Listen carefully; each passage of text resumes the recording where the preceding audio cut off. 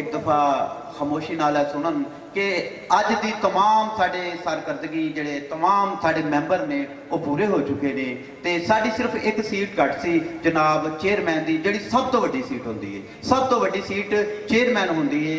उनके तो बगैर ना बज़म चलती है तो ना बज़म चलाई जाती है। लेकिन साड़ी एक ऐसी हस्ती ने वो बज़म चलाई है, वो इस उनका नाम बानी साहब ने साढ़े महमूद गाजी साहब, उन्होंने अगे मैं गुजारिश कराँगा कि वो मैनू दसन कि चेयरमैन किनू देना है।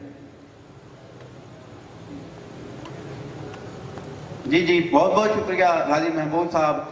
साड़ी बज़म के अज तो नए चेयरमैन जड़ा साढ़े बज़म के सदर जनाब बानी साहब गाजी महबूब साहब ने ऐलान किया है। उन्होंने मैंने कहा है कि तुसी ये खुद ऐलान करो, ये ऐलान साड़ी बज़म के एक एक फर्द की तरफों हो रहा है, साड़ी बज़म के बानी की तरफों हो रहा है, साड़ी बज़म के सदर की तरफों हो रहा है, साड़ी बज़म के नायब सदर की तरफों हो गया, साड़ी बज़म के छोटे छोटे मेरे वर्गे छोटे जहा खादम की तरफों हो रहा है।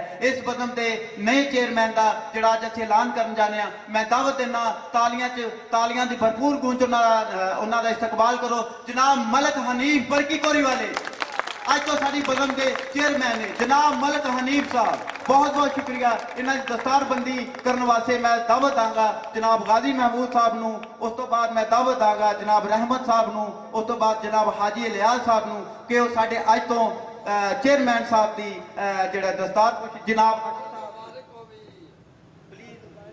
इन्हों की दस्तारबंदी की जाए। ये साड़ी बज़म के चेयरमैन ने, इन्हों का आदर किया जाए। अज तो बाद ये साड़ी बज़म के चेयरमैन ने, बहुत बहुत शुक्रिया सर। अगर तुहानू असी मलिक साहब